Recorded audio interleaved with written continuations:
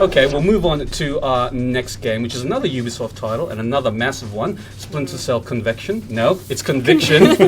Yeah, like you said, the oven one will come later. I think it was one of the kiddie titles. Well, they got the Tom Clancy license. They can make whatever they want.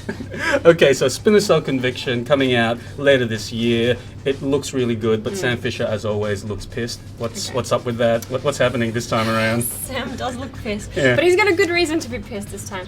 So, Fisher's kind of walked out on his third echelon thing, and he's had threats from his superiors, but he's walked out because he wants to find his daughter's killer, and his daughter was killed in a Splinter Cell double agent. So he's got wind of the killer, and he's going to go on a mission to find who killed her, and discovers secret hidden plots along the way. Dan, is it Illuminati this time around? This one, if they're not an assassins, they're definitely in this. Yeah. Okay, so once again, this was a hands-off demo, yeah? What did you guys actually see?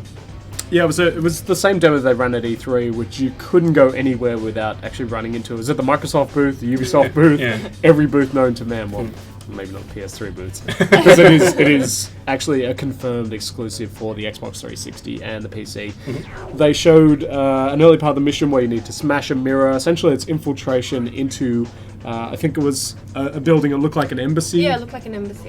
And you're basically going in there, interrogating, looking for information about who your daughter's killer was. And it starts off in a bathroom, and there are some really neat little tricks, like smashing the mirror seemed to be excessive at the beginning, but you'll actually use it, since you don't have any of your patented Sam Fisher third echelon abilities, you'll actually use really makeshift stuff, like the bit of mirror under a door is a makeshift scope to see where your enemies are. You can interact with your environment a lot more and use it to kind of interrogate enemies or look under doors and stuff. So it's pretty good. Yep.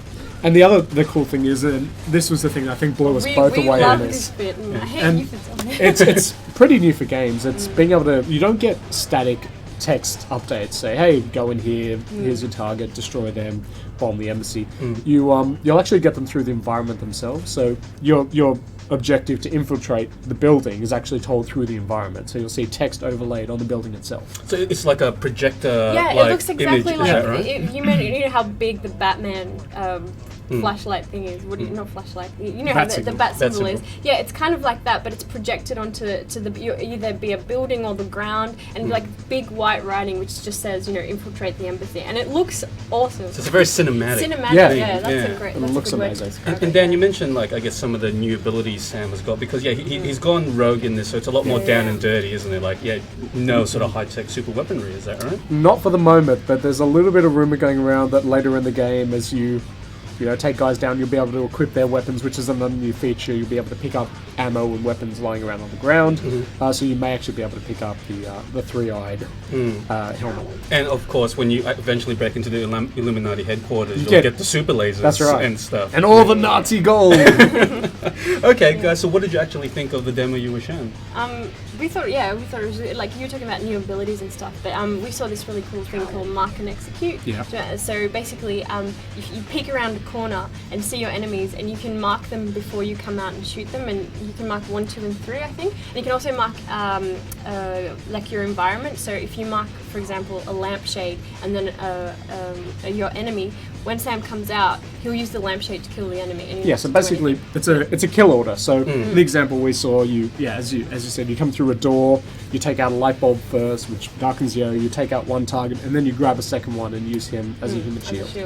So when you say mark, it's not like a dog, like Sam doesn't just go around and cock a leg and then move on to the next thing. Like there's actually a red dot that appears on top of the thing is that you actually earn the mark points. So you won't just have them and be able to storm into a room and take out 3 dudes in kind of cinematic style by firing 2 ways at once. So it's completely automated once you mark something, is that right? Yeah. He does it all himself. That's basically a guided firing system, but you'll need to do something in advance. So to take out a certain number of guys or to kill in a certain way. We saw one where we needed to, a couple of guys behind a door, kick it down, take one out, and then you earn the mark power to be able to take the other 2 out. So it's like a power-up, basically, sort of. Is that right? Yeah. Okay, so when is Splinter Cell Conviction out? That's a great question. It's out October this year from the looks of it. I don't think there's a firm date, and it's coming to the Xbox 360 and PC. And what about Convection?